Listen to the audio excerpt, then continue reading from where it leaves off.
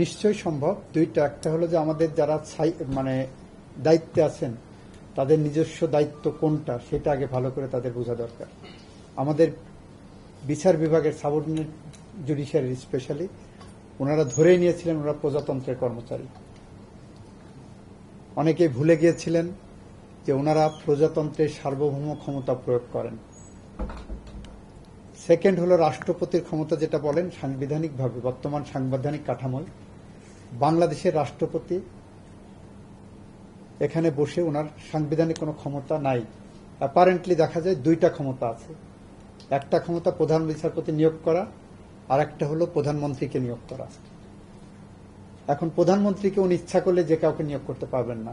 যিনি পার্লামেন্টে majority command করবেন উনি তাকে নিয়োগ করতে পারবেন, তাকেই নিয়োগ করতে হবে। সো থাকলে একটা ক্ষমতা, চিফ জাস্টিসের অ্যাপয়েন্টমেন্ট। চিফ জাস্টিসের অ্যাপয়েন্টমেন্টও এ যাবৎকালে যেভাবে রাষ্ট্রপতি ক্ষমতা প্রয়োগ করেছেন সরকারের সিদ্ধান্তের বাইরে ওনারা সেটা প্রয়োগ করতে পারেননি। ফলে বাংলাদেশের রাষ্ট্রপতি সাংবিধানিকভাবে কতটুকু ক্ষমতাবান সেটা যারা সংবিধান বিশেষজ্ঞ আছেন তারা জানেন। আমি অ্যাটর্নি জেনারেল হিসেবে বলতে পারি এই সংবিধানে রাষ্ট্রপতির ক্ষমতাটা খুবই ন্যূনতম, সিরিমোনিয়াল। জাস্ট কিছু করার নাই, বসে আছেন, সই দিতে হবে, ওনাকে সামনে রেখে করা হয়।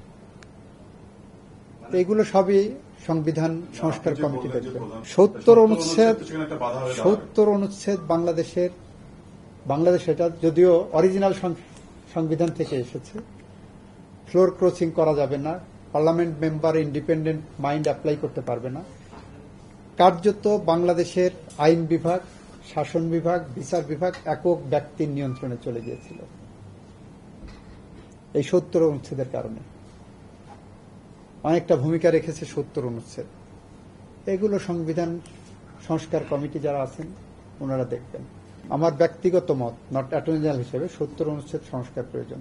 আমার সাথে কোনো আলোচনাও হয়নি, কোনো আভাসও দেওয়া হয়নি, নাম্বার 1। নাম্বার 2 হল 1971 সালে মুক্তিযুদ্ধের মধ্য দিয়ে অর্জিত যে বাংলাদেশ, সেই বাংলাদেশে 1972 সালে সংবিধান রচিত হয়েছিল। তার আগে পাকিস্তানের সংবিধান ছিল।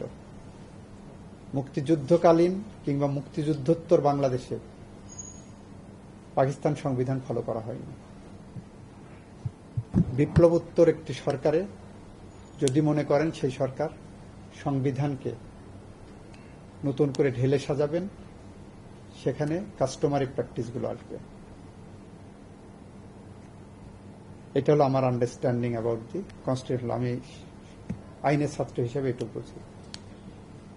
একটা হলো ট্রেডিশনাল ওয়ে, যেটা আপনি বললেন, আর একটা হলো রেভলিউশনারি ওয়ে। এটাও সংবিধান সংস্কার কমিটি দেখবেন। এখন পর্যন্ত এরা সাংবিধানিকভাবেই যাচ্ছেন, বর্তমান সংবিধানের অধীনেই আছেন এখন পর্যন্ত।